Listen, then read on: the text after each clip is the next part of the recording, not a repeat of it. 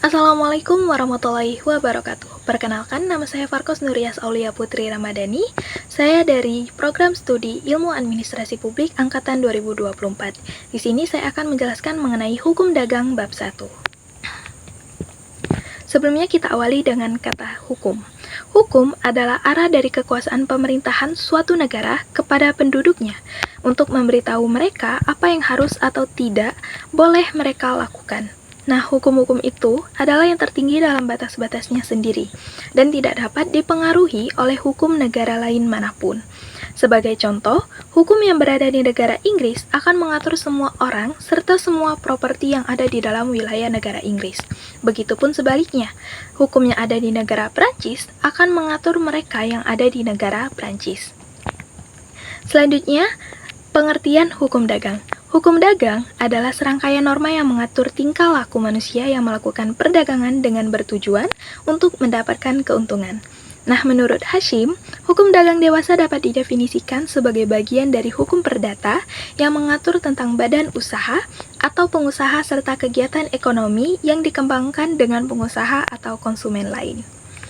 Adapun sejarah hukum dagang, hukum dagang itu lahir tentunya berkaitan dengan adanya aktivitas serikat dan perusahaan pedagang yang muncul pada abad pertengahan.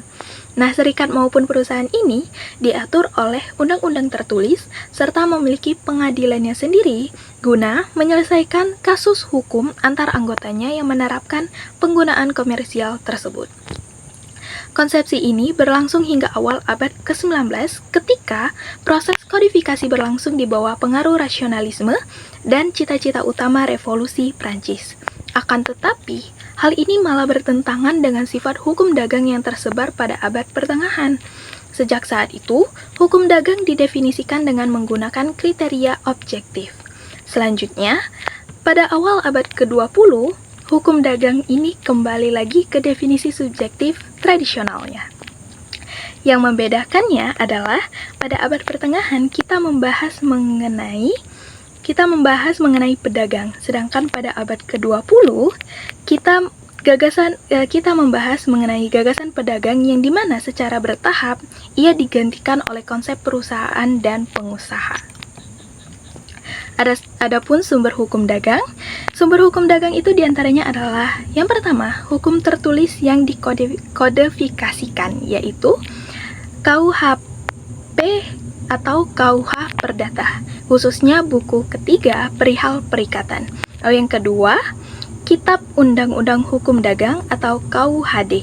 Lalu yang ketiga, itu peraturan-peraturan di bidang perdagangan di luar KUHD seperti koperasi, paten, merek, perum, perjan, persero, perusahaan negara, dan lain-lain. Lalu yang kedua itu adalah hukum tertulis yang belum dikodifikasikan, yaitu peraturan-peraturan khusus yang mengatur hal-hal yang berhubungan dengan perdagangan. Lanjut, tujuan hukum dagang. Ini yang subbab terakhir yang ada di bab pertama. Pragmatisme memainkan peran penting dalam bidang hukum dagang dan pragmatisme selalu berarti fasilitasi. Menurut Lord Irvine, hukum kontrak memberi para pedagang fleksibilitas untuk membangun pengaturan bisnis yang disesuaikan dengan kebutuhan mereka sendiri.